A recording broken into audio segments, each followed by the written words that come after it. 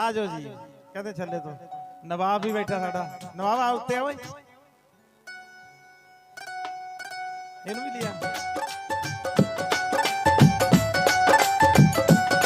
भाई सौंधी बोल तो माफ करें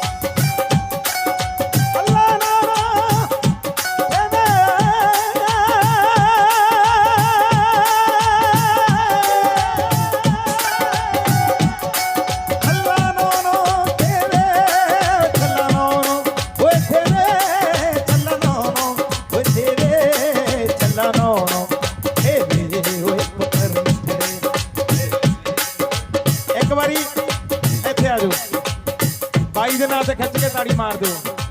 इस बंदे दी मेहनत नूं सलाम है साडे भरा जी नूं मेरा बड़ा वीर है हल्ला नो नो